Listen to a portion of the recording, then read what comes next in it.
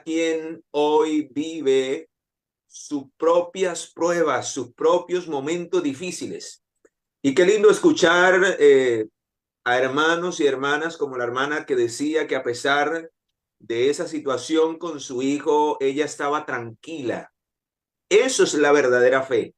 Cuando usted en medio de las circunstancias difíciles descansa en el Señor, no se estresa, no se angustia, eso es verdadera fe. Pero cuando estamos estresados, angustiados y nos arrollamos a orar y seguimos lo mismo, hemos perdido nuestra conexión, nuestra confianza en Dios. Cuando realmente creemos en Él y en sus promesas y en su poder, hermanos, vendrá paz del cielo al corazón. Esa es la evidencia de que realmente confío en el Señor. Y hay una cita que siempre yo la llevo en mi corazón y medito en ella, y por eso la importancia, hermanos y hermanas, de todos los días somos probados en fuego. Pero vamos a mirar algo interesante. Vamos a mirar algo interesante. ¿Por qué necesitamos una conexión diaria con Dios? ¿Por qué necesitamos una dependencia diaria? ¿Por qué necesitamos, hermanos, una vida de comunión diaria? Y no es por allá en la mañana nomás, no es por allá en la noche. No, vean lo que dice este pasaje del profeta Isaías. Isaías capítulo 26, versículo 3. Es uno de mis pasajes favoritos. Porque cuando yo encontré este pasaje, hermanos, comprendí que la verdadera confianza se revela en una paz que solo Dios da en quienes meditan y viven una vida de comunión verdadera con Dios. Yo puedo decir que yo creo en Dios y botarme de rodillas 2 horas, pero si me levanto angustiado, si me levanto otra vez lo mismo, hermano, eso no es confianza. Es la verdadera confianza. ¿Y cuál es el fruto de esa confianza? Es un fruto especial que el Espíritu da, y es el fruto de la paz. Vamos a mirar lo que dice Isaías 26:3. ¿Y cómo se obtiene ese fruto, ese resultado? Dice, cuando vivimos una vida de comunión, dice, tú guardarás en completa. O sea, no puede haber ni un vestigio de angustia no. Completa serenidad, completa tranquilidad, completa paz. ¿Por qué? Porque estamos del lado del Todopoderoso, porque no estamos solos. Y hermanos, cuando experimentamos esa paz, Dios nos da, es ahí donde alcanzamos y podemos percibir la sabiduría del cielo. Es ahí donde el Espíritu nos puede mostrar cuál es la salida para ese problema. Pero muchas veces decimos que confiamos en Dios, pero cuando Dios nos pone a prueba, entonces demostramos totalmente lo contrario, porque nos desesperamos, con nuestras fuerzas queremos arreglar las cosas, con nuestros pensamientos, con nuestras emociones nos turbamos, y finalmente, ¿quién es el que toma el control? El diablo. Y por eso nos hace cometer errores, nos hace tomar decisiones y nos hace ir más allá de donde no deberíamos ir si aprendiéramos a confiar plenamente en el Señor y esperar en Él. Tú guardarás en completa paz a aquel cuyo pensamiento en ti persevera. La paz no viene, hermanos. La paz no viene como por arte de magia. La paz es el resultado de una vida constante y de comunión con Dios, y una vida que realmente le crea a Dios. Porque al final dice, tú guardarás en completa paz aquel cuyo pensamiento en ti persevera, porque en ti ha confiado. Yo me la puedo pasar todo el día con la Biblia bajo el brazo y leyendo la Biblia y orando. Pero si yo no le creo a Dios, si yo no creo lo que está escrito, si yo no creo en sus promesas, hermanos, esa paz no va a llenar mi corazón. Por eso el Señor dice en Hebreos 11:6, es imposible sin fe agradar a Dios. Es imposible. ¿Y qué es la fe? Pues una confianza completa en el poder de Dios. En otras palabras, que yo avanzo, que yo hago lo que tengo que hacer, que yo enfrento lo que tengo que enfrentar, pero lo hago con la confianza y en el poder del Señor. No es, la fe verdadera no es acostarme y esperar que todo me llegue. No, no, no, no. Es que usted ora y usted enfrenta lo que tiene que enfrentar, pero en el poder, en el nombre del Señor, con la seguridad y la confianza de que Dios estará con usted y que Dios te va a sacar victorioso. Si no es hoy, sigo esperando. Si no es mañana, sigo esperando. ¿Por qué? Porque no es cuando yo quiera. ¿Qué pasa? ¿Por qué muchas veces nos desesperamos cuando no viene la solución al problema, a la circunstancia? Porque dejamos de confiar en Dios y empezamos y queremos manipular a Dios y queremos que Dios haga la voluntad de nosotros. No, no, no, no. Es en el tiempo de Él. Es en la voluntad de Él. ¿Se basa nuestra confianza en Él? En esperar el momento apropiado, hacer lo que humanamente podemos hacer y cuando nuestras fuerzas no den más, el resto se encargará el Señor.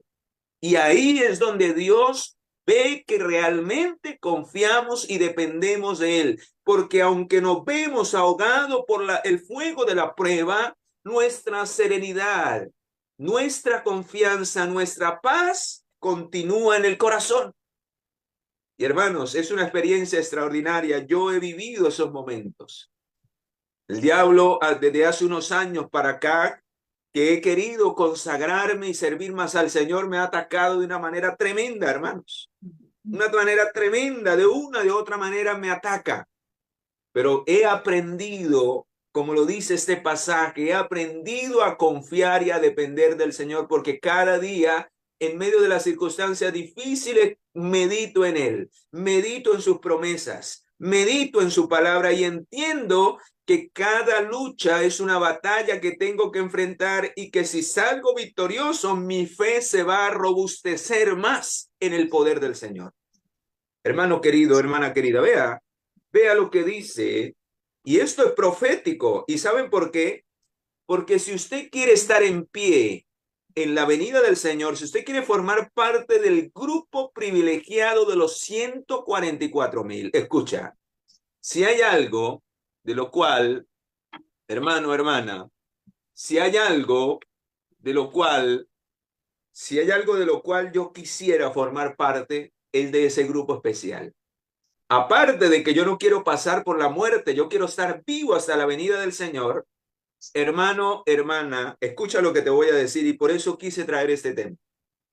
Yo soy consciente de que quienes van a vivir hasta ese día y van a estar en pie en la venida del Señor,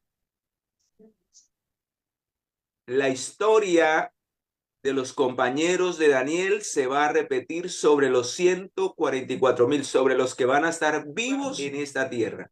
Y vamos a mirar, hermanos, vamos a mirar cuál fue el fuego de la prueba que ellos tuvieron que atravesar.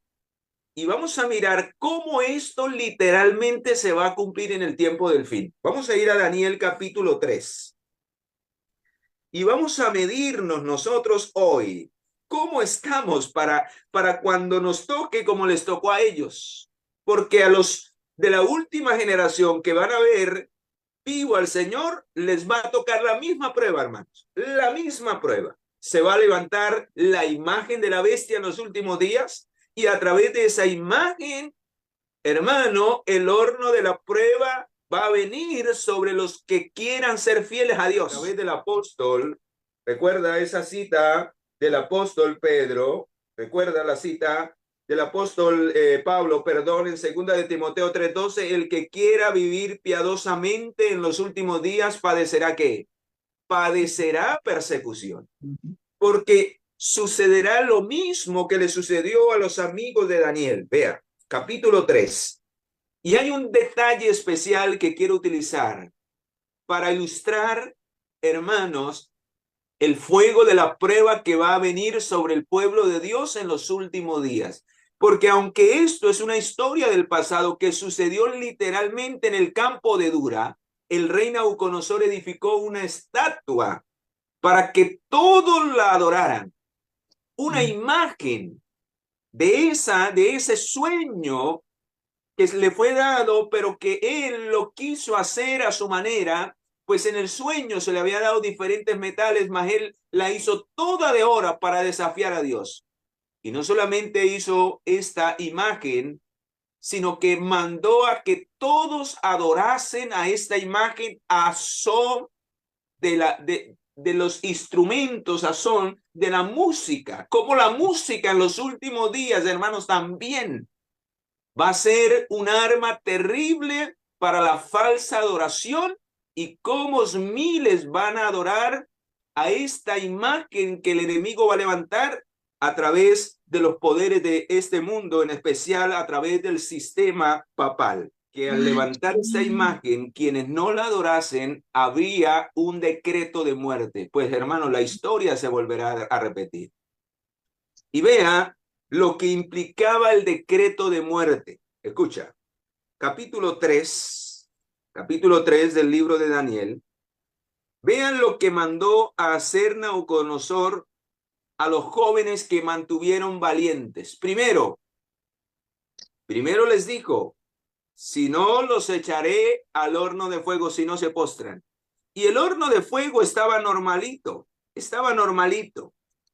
Pero cuando ellos desafiaron la autoridad de este poder, vea lo que dice el versículo 19. Entonces Nabucodonosor se llenó de ira y cambió el aspecto de su rostro contra Sadrach, Mesach y Abednego, y ordenó que el horno se calentara ¿cuántas veces? Tremendo, a mí me llama la atención. La pregunta en esta hora que quiero que usted medite en base a ese dato que nos da la profecía de Daniel 3 y que se va a volver a repetir es: ¿en cuánto va el horno de la aflicción de nosotros para llegar a esta gran prueba? Dice acá que va a ser 7 veces de lo normal. Y nosotros, hermanos, no estamos viviendo tiempo de persecución. No estamos siendo presionados. O sea que podríamos decir que el horno está a nivel normalito. ¿Cómo será? Imagínese. Si en medio de las pruebas que el horno de fuego está calentando normal, hermanos, muchos están echando por tierra la verdad, muchos están inclinando ante el Dios de este mundo. ¿Cómo será cuando el diablo, Dios le permita que caliente el horno 7 veces más? Hermano, ¿usted se ha puesto a pensar? Si hoy nuestra fe es quebrantada por las pequeñas aflicciones y el fuego de la prueba está calentado a un nivel normal, ¿cómo será cuando el diablo intensifique el horno de la prueba 7 veces más? Y eso me preocupa. ¿Saben por qué? Porque muchos de nosotros hoy, hermanos, no estamos preparados para la intensidad del fuego de la prueba que está por venir. Y ahora sí entiendo por qué la gran prueba no ha llegado, hermanos. Uno ve a diario personas desanimadas, personas que le escriben a uno, hermano, no sé qué hacer, desesperados. Qué triste, queridos, cómo el diablo está minando nuestra fe. ¿Y saben por qué? Porque no perseveramos en el Señor y no creemos realmente en su palabra y en sus promesas. Y para muchos la palabra de Dios es desconocida y por eso desconocen el poder de Dios. Mi pueblo perece por falta del conocimiento del Dios Altísimo. Por eso estamos desesperados. Hermano, cuando usted muestra esa desesperación, cuando usted no se deposita en el poder de Dios, usted con su actitud, usted con la forma en que toma y enfrenta cada horno de aflicción que el diablo coloca delante de usted para hacerlo apostatar de la fe, está mostrando y está indicando que en realidad Dios no tiene poder para ayudarlo. O sea que no es el Dios de la Biblia el que usted adora, sino otro Dios que no es capaz de nada.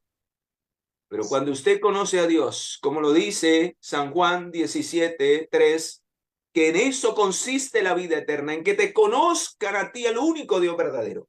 Cuando vivimos una experiencia con el verdadero Dios de la palabra del Señor, que abrió mares, que resucitó muertos, que sacó del foso de los leones, que pudo librar a estos hombres de un horno que estaba 7 veces más calentado, Usted comprenderá, hermanos, que esos problemas y esas circunstancias que se presentan a diario en su vida no son nada para el poder de Dios. Saben, querido, vea, vamos allí a este pasaje para que tú comprendas que es necesario, hermanos, y esto se va a intensificar. Esto se va a intensificar. Si usted y yo no somos capaces con las pruebas que hoy estamos viviendo, no estaremos preparados para cuando el horno se caliente 7 veces más de lo que hoy estamos viviendo. Vamos a mirar, hermanos, vamos a mirar si el Señor lo va a permitir. ¿Y saben por qué lo va a permitir? Porque de esa manera o va a purificar a su pueblo, o finalmente se va a revelar que somos delante de su presencia. ¿Tomamos en serio a Dios o finalmente nos rebelaremos contra Él? Solo habrá esas dos opciones y de eso depende tu verdadera fe. Si tu fe es una fe verdadera en el poder del Señor. Vamos a ir a 1 Corintios 3, 12 al 14. Vamos allí. 1 Corintios capítulo 3, vea este pasaje tan poderoso para que tú lo recuerdes cada día que enfrentes una lucha. Es porque Dios la permite. Dios no va a permitir nada sin un propósito. Dios permite pruebas para pulir nuestro carácter o para hacernos entender que quizás no estamos bien, para acrecentar nuestra fe, para hacernos entender que debemos depender de Él y no de nuestra fuerza. Hay un propósito siempre que el Señor nos lleve al horno de la aflicción. ¿Para qué también? Porque cuando pasamos ese nivel, entonces el Señor permite que sea calentado 2 veces. Por eso vienen pruebas más grandes. Después 3 veces, después 4 veces, hasta que estemos listos para enfrentar el horno 7 veces más. Y esa será la temperatura que tendrá el horno de la aflicción en el tiempo de la angustia, en el tiempo en que seamos perseguidos aún a pena de muerte. La pregunta es, si no somos capaces con el horno calentado una vez, ¿seremos capaces de enfrentar el horno de fuego calentado 7 veces? Pues hermanos, es para analizar. 1 Corintios 3, 12 al 14. Leamos. Vea lo que dice allí. Dice, si permanece la obra de alguno que sobreedificó, él recibirá recompensa. Ay, hermanos, seremos recompensados si pasamos el horno de la aflicción, si pasamos la prueba. Dice, si la obra de alguno se quema, él sufrirá pérdida. Si bien él mismo será salvo, aunque así como por fuego.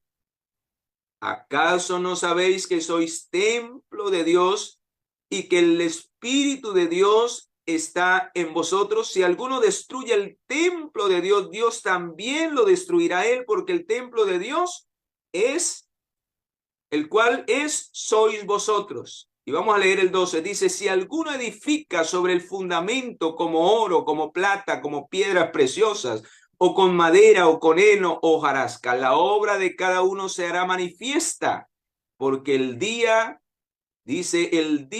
la pondrá en descubierto, pues por el fuego será revelada la obra de cada uno, sea cual sea.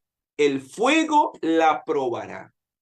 Si estamos llenos del Espíritu de Dios, si este cuerpo ha sido depositario del poder de Dios, podremos soportar cualquier prueba que venga, hermanos. Y el fuego de la prueba no nos hará vacilar. Nos dará serenidad del Señor, calma, quietud, porque nuestra vida está depositada en el poder de Dios. Vea lo que dice 1 de Pedro 1:7. Vamos allí. 1 de Pedro, capítulo 1, versículo 7, dice, para que sometida, vamos a leer desde el 6, que me gusta el 6, dice, por lo cual vosotros os alegráis, aunque ahora por poco tiempo, si es necesario, escucha, si es necesario que tengáis que ser afligidos en diversas pruebas. ¿Cuándo es necesario? Hermanos, cuando el Señor ve que nuestra fe es muy pobre, el Señor permite que lleguen las pruebas para que aprendas a confiar más en el poder del Señor. O cuando Él ve que nos estamos yendo por otro camino, cuando Él ve que estamos confiando más en nosotros, cuando Él ve que andamos por sendas torcidas, Él envía el fuego de la prueba para que nos humillemos delante de Él, para que aprendamos a depender y a confiar del poder de Dios. Pero ahora vea lo que dice, versículo 7, dice, para que sometida a prueba vuestra fe. ¿Qué es lo que Dios quiere probar en el fuego? La fe, hermano. ¿Cuánto confías? ¿Cuánto realmente de labios para afuera es muy bonito decir? Pero realmente de corazón y de mente confías en Él? ¿Algo te roba la paz? ¿Algo te roba la tranquilidad? Pues no confías en Dios. Porque aquel que confía plenamente en el poder de Dios, aún en el horno de la aflicción, dice que Dios lo guardará en completa paz. ¿Cuántos han leído la historia de Juan Hus y Jerónimo cuando fueron llevados a la hoguera para ser quemados? Tremenda prueba de fuego. El fuego literalmente los quemó. Pero ustedes miran lo que dice el conflicto de los siglos, cuál era la paz que ellos tenían. Una serenidad que quienes lo veían testificaron y decían, estos parece que era para una fiesta de bodas y no para ser quemados en la hoguera. Y era tanta la paz y la confianza que tenían en Dios que murieron, sus voces se extinguieron cantando y alabando a Dios. Imagínense eso. Y ahora nosotros que nos lamentamos por cualquier cosa, que por cualquier cosa ya perdemos el control. Y eso que no hemos pasado por el horno a esa medida 7 veces. Juan Hus y Jerónimo 7 veces. Porque ese es el precio. Tremendo, hermano. Dice, para que sometida a prueba vuestra fe, mucho más preciosa que el oro, el cual, aunque perecedero, se prueba con fuego y sea hallada en alabanza, gloria, honra y sea manifestado Jesucristo. ¿Quién se debe manifestar en tu carácter en medio de la prueba, hermanos? Cristo. Para eso son las pruebas, hermanos. Para que tu carácter aprenda de la mansedumbre. Por eso el Señor dijo, aprended de mí que soy manso y humilde de corazón. Tremendo, tremendo, hermanos. Qué maravilloso. Y vea lo que dice Malaquías, hermanos. Esto va a suceder antes del tiempo de angustia. Esta preparación, antes del tiempo de angustia, tenemos que adquirirla. Porque cuando el Señor permita que el horno se caliente 7 veces, si usted no vive esa experiencia con Dios, hermanos, vea lo que dice Malaquías capítulo 3. Vamos allí, Malaquías capítulo 3, versículo 2.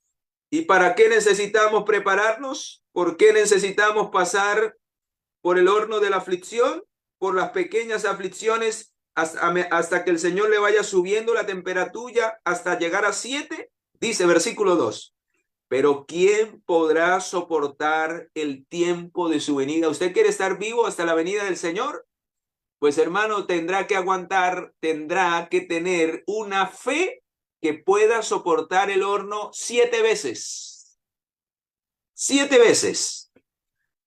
¿Quién podrá estar en pie cuando Él se manifieste? Porque Él es como fuego purificador y como jabón de lavadores. Él se sentará para afinar y limpiar la plata. Limpiará a los hijos de Leví y los afinará como oro, como plata, y traerán a Jehová ofrenda de justicia.